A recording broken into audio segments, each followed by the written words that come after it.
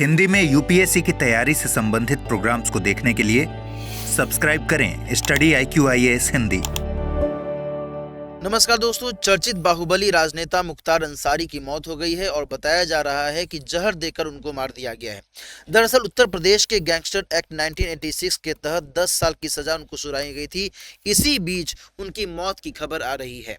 दोस्तों, मुख्तार अंसारी उत्तर प्रदेश में MP और MLA के तौर पर काम कर चुके हैं, तो ऐसे में ये जानना जरूरी हो जाता है कि आखिर एक बाहुबली राजनेता कैसे बन जाते हैं और कई बार वो MP और MLA के पद तक भी पहुंच जाते हैं। तो इन गतिविधियों में सुप्रीम कोर्ट या फिर ECI यानी कि इलेक्शन कमीशन ऑफ इंडिया के क्या कुछ कार्रवाइयां रही हैं, क्या कुछ कदम उसने उठाए हैं ताकि एक बाहुबली को राजनेता बनने से रोका जा सके, या फिर जो भी आपराधिक छवि से जुड़े हुए लोग हैं उनको राजनीतिक गतिविधियों में शामिल होने से रोका जा सके। तो इस पूरे मुद्दे को हम आज की चर्चा में समझने की कोशिश करेंगे।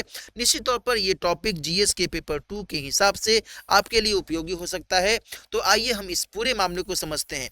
हम सभी जानते हैं कि भारत में राजनीति में अपराधीकरण की जो तस्वीर है वो अक्सर दिखती रहती है। आपने समाचार चैनलों पर, यूट्यूब चैनल्स पर भी देखा होगा कि कई बार ऐसे बाहुबली राजनेता के तौर पर सामने आते हैं और कई बार वो MP और MLA भी बन जाते हैं। ऐसी गतिविधियों के कारण ही ADR यानी कि एसोसिएशन फॉर डेमोक्रेटिक रिफॉर्म्स ने ECI यानी कि भारत के चुनाव आयोग के सामने कई बार अपनी चिंता भी जाहिर की है। ADR की बात करें तो वर्ष 1999 में IIM अहमदाबाद के कुछ प्रोफेसर्स ने मिलकर के इसका निर्माण किया था और तब से लेकर आज तक इसने एक इलेक्टोरल वॉचडॉग की भूमिका निभाई है। यदि हम इस सवाल को देखें कि आखिर बाहुबली राजनेता कैसे बन जाते हैं, तो कई सारे फैक्टर्स हमें दिखते हैं, जैसे कि उसके पास बाहुबल होता है यानी कि उनके पास एक बहुत बड़ा गिरोह होता है, उनके पास हथियारों की कमी नहीं होती है और इसके साथ ही उनके पास धन बल की कमी भी नहीं होती है और इनके जरिए वे आम जनता को भी अपने खेमे में लाने की कोशिश करते हैं, चाहे वो पैसे का लालच हो या फिर डर से। इसके अलावा राजनीतिक दलों को कई बार जीत और सीट की आशा भी होती है और इस कारण भी वे बाहुबली लोगों को या तो अपने राजनीतिक दलों में शामिल करते हैं या फिर उनको टिकट देकर उम्मीदवार बनाते हैं और कई बार तो वो जीत भी जाते हैं। तो इस पूरे मामले में यदि आम जनता की स्थिति को देखें तो कई बार राजनीतिक शिक्षा के अभाव के चलते भी वे ऐसे लोगों को वोट करने को मजबूर हो जाते हैं और ऐसे में एक बाहुबली प्रतिनिधि उसको मिल जाता है। यदि ADR की बात करें तो इसने चुनाव आयोग से आपराधिक विवरण प्रकाशित नहीं करने वाले राजनीतिक दलों के खिलाफ कार्रवाई करने की भी मांग की थी कि आखिर इनके अगेंस्ट में आप कार्रवाई क्यों नहीं कर रहे। सुप्रीम कोर्ट और चुनाव आयोग ने हालांकि राजनीतिक दलों को इस मुद्दे पर अपने अपने स्तर पर आदेश दिए हैं, लेकिन इस सब के बावजूद यदि हम बीते लोकसभा चुनाव की बात करें तो नवनिर्वाचित सांसदों में लगभग 43% के खिलाफ आपराधिक मामले दर्ज किए गए हैं। यहां तक कि सुप्रीम कोर्ट ने यह भी कहा है कि राजनीतिक दल अपने उम्मीदवारों के खिलाफ किसी भी प्रकार के लंबित आपराधिक मामलों का विवरण अपनी वेबसाइट पर जरूर पब्लिश करें। इसके अलावा यह भी सुप्रीम कोर्ट ने कहा है कि चुनाव आयोग के द्वारा जो भी इस मामले में ड्राफ्ट तैयार किया गया है उसी के आधार पर, उसी के बिहाफ पर यह पब्लिकेशन करना होगा। हालांकि दोस्तों, उम्मीदवारों ने पहले भी चुनाव आयोग को अपने चुनावी हलफनामे में कई बार अपने खिलाफ लंबित मामलों की जानकारी दी है, लेकिन जब सुप्रीम कोर्ट ने ये आदेश जारी किया तो इस पूरे मामले को सार्वजनिक करना अब जरूरी हो चुका है। साथ ही कोर्ट ने यह भी आदेश दिया है कि उम्मीदवार और पार्टी को नॉमिनेशन दाखिल करने के बाद कम से कम 3 बार जानकारी प्रकाशित करनी होगी ताकि लेटेस्ट अपडेट का पता चल सके।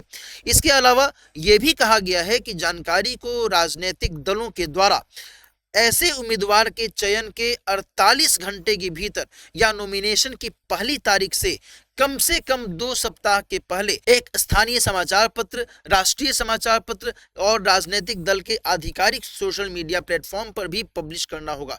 कहने का मतलब यह हुआ कि मान लीजिए कोई एक्स राजनीतिक दल Y कैंडिडेट को चुनाव में खड़ा करना चाहता है और उसकी एक आपराधिक छवि रही है, तो इस मामले में 48 घंटे के भीतर आपको लोकल न्यूज़पेपर, राष्ट्रीय न्यूज़पेपर और अपने आधिकारिक सोशल मीडिया प्लेटफॉर्म पर बताना होगा या फिर उसके नॉमिनेशन की पहली तारीख से कम से कम 2 सप्ताह पहले ऐसा करना होगा।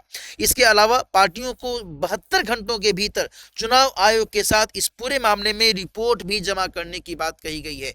लेकिन इतनी सारी सख्ती के बावजूद राजनीतिक दलों पर एज सच कोई खास प्रभाव नहीं दिखा और इसी कारण से एडीआर ने कई बार चुनाव आयोग से शिकायत भी दर्ज की है कि आप राजनीतिक दलों के द्वारा चुने गए ऐसे कैंडिडेट्स के अगेंस्ट में कोई सख्त कार्रवाई क्यों नहीं करते हैं। बहरहाल यदि हम चुनाव आयोग की बात करें तो हाल ही में चुनाव आयोग ने ऐसी गतिविधियों के मद्देनजर एक पहल भी की है जिसमें इसने नो योर कैंडिडेट नाम से एक एप्लीकेशन लॉन्च किया है, जिसके अंतर्गत कैंडिडेट्स के बारे में जानकारी एक आम जनता को आसानी से मिल सकती है। साथ ही कैंडिडेट यदि किसी भी प्रकार की आपराधिक बैकग्राउंड का रहा है तो उसके बारे में भी जानकारी उस ऐप के जरिए मिल सकती है। उसके एजुकेशनल क्वालिफिकेशन, उसके एसेट्स यानी कि जो भी उसके पास परिसंपत्तियां हैं, लायबिलिटीज हैं, इन सब की जानकारी इस ऐप के जरिए आम जनता को मिल सकती है और इसके आधार पर वो उसे वोट कर सकता है। एक निष्पक्ष चुनावी प्रक्रिया को अंजाम दिया जा सकता है। इस पूरे मामले के कंक्लूजन की बात करें